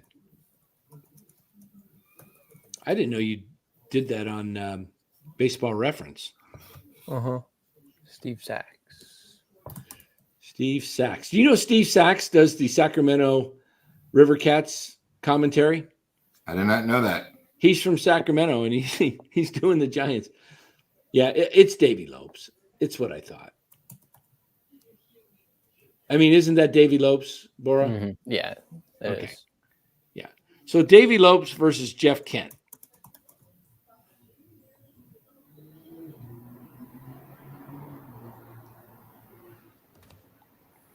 Not even close. Yeah, that's what I say. The Giants are okay. And look at the stolen bases, though. Yeah. And rings. Yeah.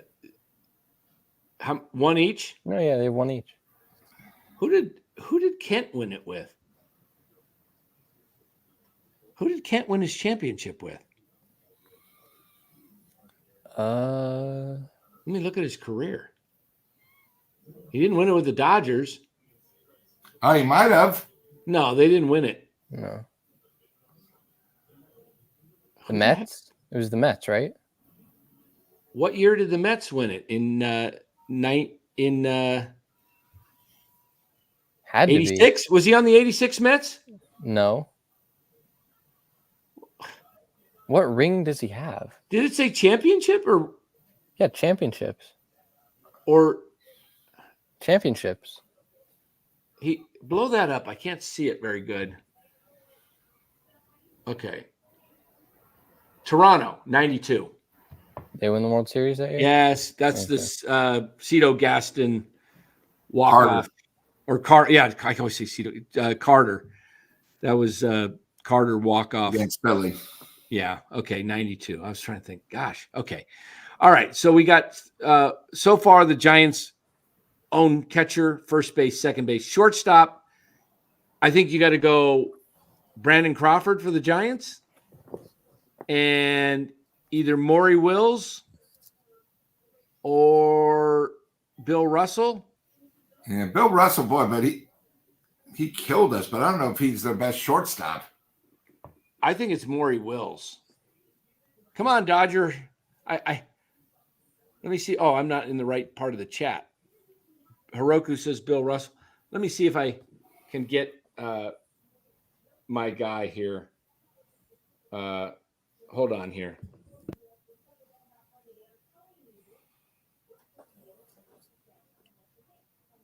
Pee Wee Reese.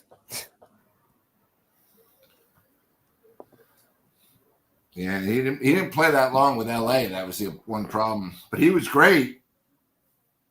When did the Dodgers move to They LA? moved with the same year as the Giants. Okay. What is that, 59? My baseball history isn't Man, great. when did they both move out? 59? 58. 58. Hold on here. I'm doing a text. Okay, who is it Brandon Crawford for the Giants? Yes. Okay. What do you want to say? Hey, it's got to be San Francisco Giant and LA Dodger, not Brooklyn. So let me know if you got this. Thanks. Done. All right. Dan, you're muted now. I love this new technology. I learned I don't have to text anymore with my thumb. I just talk. And sometimes it doesn't spell right, but it sure beats typing.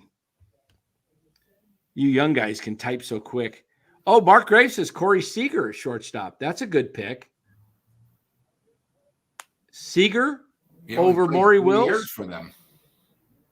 Seager over Maury Wills?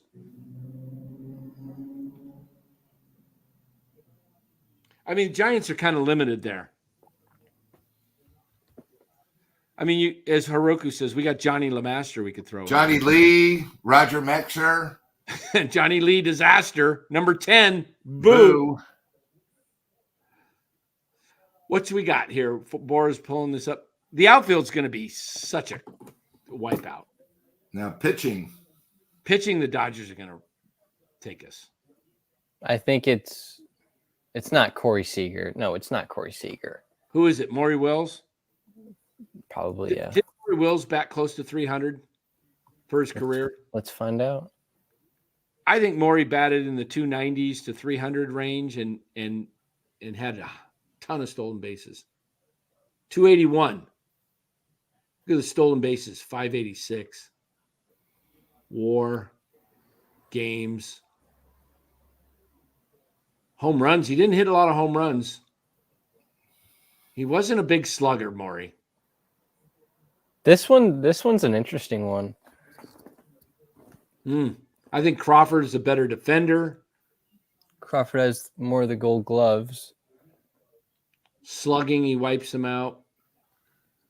RBIs, home Maury runs. Wills, boy, he was a crazy on the pass. They said when he played a candlestick when it first opened up, it used to be like puddles to make sure he couldn't get the steals.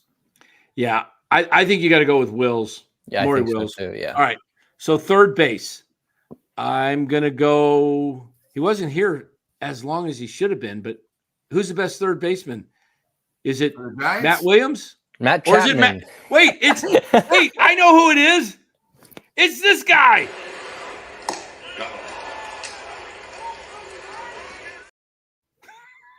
Wait, it's this guy.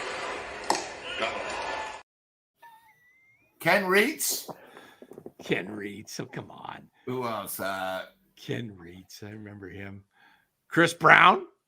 Chris Brown. Darrell Evans. Darrell Evans was great, but he played third and first. Yeah. How about, I know, Bob Brenly for his excellent defense. God, remember at 3 third years in base. one game, then he hit the winning homer? Yeah, that was classic. We should put that on sometime. That's a classic video. Pablo? I forgot about Pablo. Jimmy Ray Hart. That's a good one. How about Pablo? Sandoval over Williams? No, I think Matt Williams has it over him. It's Matt Williams. Come on. The guy was a star from 89 How was he not in the Hall of Fame? What was he here from 89 to 96, right? 87. 87, that's right. Look at his first few years. He was awful. Who does that look a lot like? What, batting average? Everything, yeah. Casey Schmidt? Who? Mm-hmm. Yeah. Yep. Matt Williams was awful, and people want to get – this is why I keep telling people, look at his first 3 years. Matt Williams, 188, 205, 202 batting average, and then all of a sudden, 277, 268, 227 down here, but 294, 267, 336, 302. All of a sudden, look at the home runs. He started really raking them in year 4. From 8 and 18 to 33, 34. 20. Was that 90? Was 20? Was that the strike shortened season? What was the strike season? Was it 94? Or was should have won it? That sounds. Or the strike season was he had like 43 the first half. That's right. He had 43. All right, we're going with and third base for the Dodgers. Who is it? Is it Ron Say? Yeah, Ron Say, the Penguin. The Penguin. Put up Ron Say versus he killed us. Versus I keep wanting to call him Chapman. Matt Williams. Mm-hmm. Justin Turner, I don't think he was as good as Say. Nah. Guys, we got about 15 minutes before we got to be out the door. Whoa, look at that. OPS plus. Look at the OPS. Is that say 865 or 805? I can't read that. 805? Mm-hmm.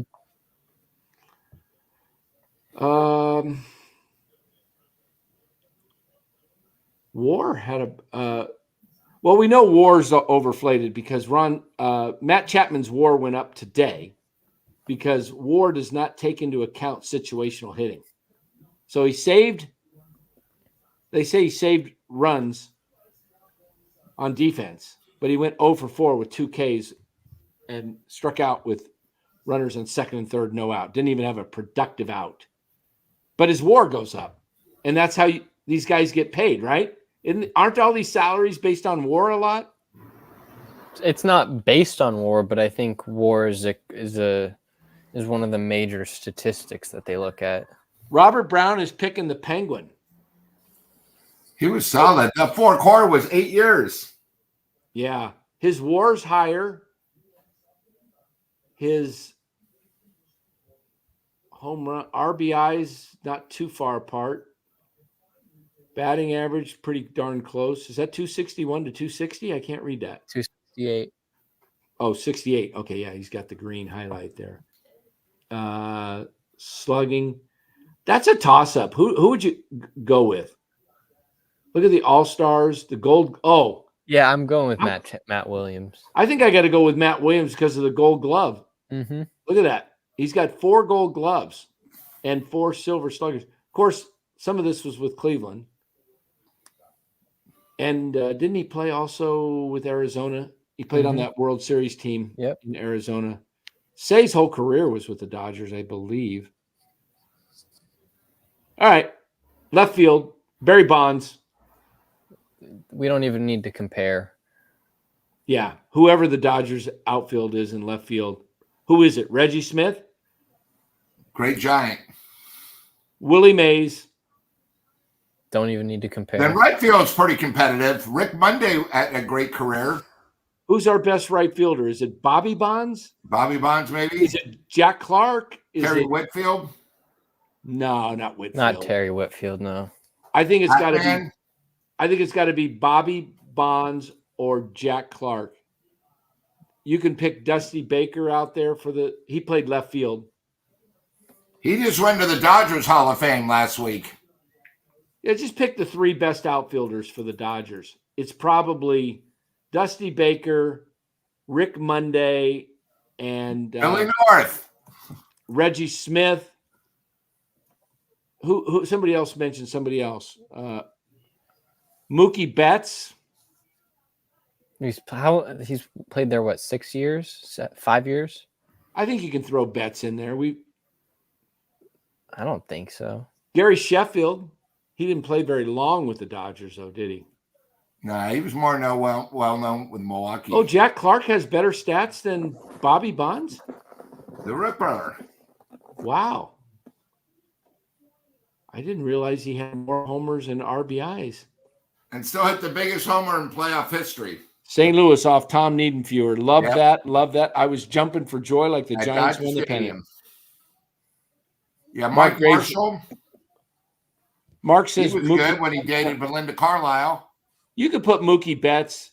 You could put Mookie Betts in right field and give the nod to I don't Betts. think so because he won his MVP and World Series with the Red Sox. Boston. He had Manny Ramirez. That's true. All right. We got to get to the pitching. We're down to our final 10 minutes. This is where it gets tough. All right. Dodgers have 3. Dodgers have Kershaw, Koufax, Drysdale. Fernando, 4. And who's their 5th? They got Bob Welch. They got Jerry Royce. They had no-hitter against the Giants. They had Don Sutton. There's your 5th, Don Sutton. Another Hall of Famer. Is Kershaw their ace? Right now, but it would be Koufax. There's 5 guys. Give it to it's hands down. It's Koufax, Kershaw, Valenzuela, Don Sutton. Wait a minute. Instead of Sutton, how about the guy that announces for them now? Oh, Oral Hershiser. Or Hershiser. Who was the other guy we missed? That's 5. Who was the Fernando, 6th? I mentioned somebody else. All right. The Dodgers are going to beat us here. That's 5. Okay. Their closer's probably what? Kenley Jansen?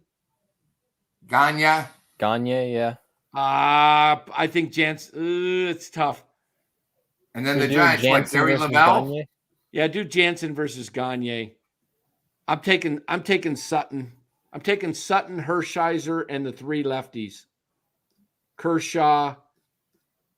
Oh, wait a minute. Don Drysdale was the 6th guy. Yeah, you got to do Don Drysdale. Yeah, Drysdale. Leave it to Beaver. Okay, so, yeah, Drysdale in. Who's out? It's either. Koufax. No, Koufax is in. Yeah. But who's out? Is it Sutton or is it? I think it's Sutton's out. Over Hershiser? Sutton's a Hall of Famer. I know that, but Hershiser's a better Dodger. Wait a minute. Sutton won 300 games. Yeah, but he was with Houston. We're talking about the best Dodgers. Okay. Well, we'll give their utility guy. Okay. Look at Jansen. I think you got to go with Jansen. Yeah. And what are you going to do for the Giants? Randy Moffett, Gary Lavelle, Rod Beck? How about Smoke on the Water guy? What's his name? Oh, the guy that Rob Nen? Rob Nen. Boy, if he didn't get injured, he was a great one. Yeah. Oh, by the way, we got him on a trade. I just wanted everyone to remember that.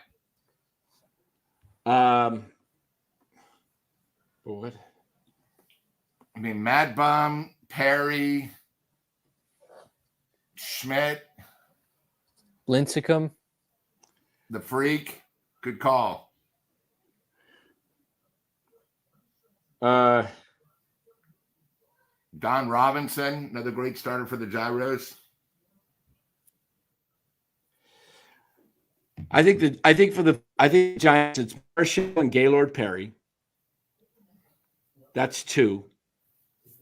I think you got to go Lincecum on the staff, 3. Mad Bum's going to be on there, 4 and 5. Bob Neppert as a Giant, he was pretty good. Yeah, I don't think he makes the Great all-time. Ed Halicki. Vita Blue. I like Heroku. Vita Blue is more well known as an A's. Yeah, I know, but he still did well at the Johnny Montefusco. Yeah, number 26, Johnny Montefusco, the Count. I mean, you got, I think the 4, or would you put Matt Cain in there? No. Over who? I mean, Jason Schmidt was a stud.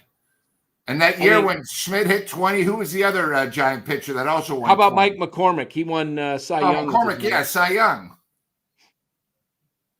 Okay, so you got Marichal and Perry, Hall of Famers, Mike McCormick, a Cy Young, and Mad Bum and Lincecum. That's 5. Then who's the reliever? Oh, wait a minute. We left out Kyle Harrison. I mean, Blake Snell. I mean, Mark Kevin Graves, Gausman. John Burkett. I like that. Good call. Yeah, Kevin Gausman. Yeah. Carlos Rodon. Yeah. Oh. Atlee before the George All-Star Curry game, says he Marichal, was Perry, Lincecum, Montefusco, Bum. Yeah, I think it's either Montefusco or Mike McCormick. Montefusco pitched a no-hitter for the Giants. He was fun to watch. He was fun to watch. All right, so bullpen, who's our reliever? Rob Nen. Gary Lavelle. Yeah, I think the pitching's got to go to the Dodgers for sure. But the outfield, maybe you give the Dodgers 1. I don't know. DH, I think we smoke them on the DH too. Well, they could go. Well, Shohei's only been there a year, but who would be our DH? Will Clark? George Foster. He didn't play for the Giants much. Cepeda. Cepeda. Gosh, yeah, Cepeda over Clark. Look at that. Will Clark doesn't even make the all-time San Francisco Giants. Should we do that? Cepeda versus And they Will both Clark? went to St. Louis. I think Cepeda wins. Yeah. We're down to like 5 minutes. Hey, guys. Dan, before I know we're starting to run late, but one thing I did want to tell the chat, we lost another legend today. Al Attles. Al Attles. Yeah, I brought that up this morning. Thanks for reminding me, Lou. Yeah, rest in peace, Al Attles. He was better guy off the court, just a great guy. Yeah. Al Attles, if they haven't decided yet, let me help push you the decision. They need a statue if it's not there already. I haven't been to Chase Center. There needs to be a statue of Al Attles. He was the epitome of the Warrior. He is the longest Warrior ever, and he fit the definition of a true Warrior. That guy was, before Pat Beverly playing tenacious defense, was Al Attles, but Al Attles was a gentleman. He was tough. He was aggressive, but he wasn't a lunatic like Pat Beverly on the court. I'm not saying Pat Bev is a lunatic off the court. I'm just talking about the way he plays the game on the court, at times out of control. And in case the chat's a little young, Al Attles, when the Warriors won their title in 75, when they swept the Bullets, came off the bench. The Golden State Warriors, which back then were known as the City Warriors, won it at the Cow Palace because the Oakland arena was filled with the ice capades. So the Warriors Exactly. actually played at the Cow Palace. Little old logic. Yeah, that was pretty funny. That was wild. And they won the fourth game. The great story, if you haven't watched this, I'd play it on here. I don't think we can. Can we play a YouTube highlight of Al Attles in game? I don't think so. I don't think you can All play right, YouTube. Game 4, guys. 1975 NBA championship. The Warriors are up 3-0, and Mike Reardon of the Washington Bullets tries to basically get a fight going with Rick Barry early in the game to get Rick Barry tossed, because the Bullets had no answer for Rick Barry. He was everything to the Warriors. He was their scorer. He was their assist leader. He was just, Rick Barry was the star. And so Mike Reardon says, okay, we're going to get Rick Barry all fired up. And what does Al Attles, the coach, do? Comes off the bench like a madman and starts he's swinging and he's ready to fight. And you don't want to mess with Al Attles. Al gets tossed. And the Warriors, that was the year they were called the cardiac. They were down like 26. They were down like 20 every game. Back. They were called weren't they called the cardiac kids? Something like that. They had guys like Phil Smith was a guard. Keith Wilkes, who later became Jamal Wilkes, was George a rookie Johnson. Forward. George Johnson, the center. Clifford Ray. Derek Barnett. Derek Dickey, the forward. Jim Barnett. I'm doing all this off the top of my head, but a guard by the name of Dudley. Charles Johnson, who was called CJ. Yep. Who I remember that was I remember getting a pet cricket and kept him and called him CJ. I don't know what the heck I was doing. I was a young kid, but anyway, I think what did I have, a cricket? Was it a cricket? I don't know what it was. It wasn't a cricket. Whatever it was. Anyway, that was a great team. And then next year they lost Game 7 at the Coliseum to the Phoenix Suns, and they just choked. Yeah. But anyway, guys, we are out of time. Any final words you guys got before we close this out? Well, Pavlovich tweeted out that Doval is going to be activated, I think, before this upcoming road trip. Really? So I'm pretty sure, yeah. So who goes down for Doval coming up?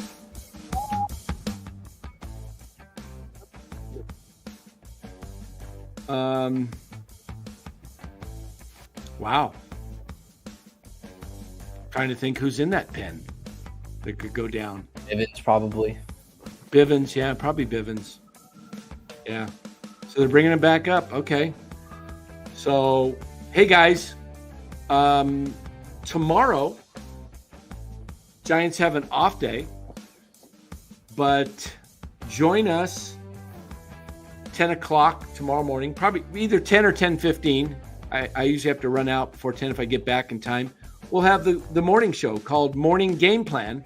We'll give a little wrap up of what's going on in sports, Bay Area sports. So also, guys, I want to tease you with this little tease. Next Thursday night, a week from tomorrow night, we will have a former NFL head coach join us right here live, NorCal Sports Network.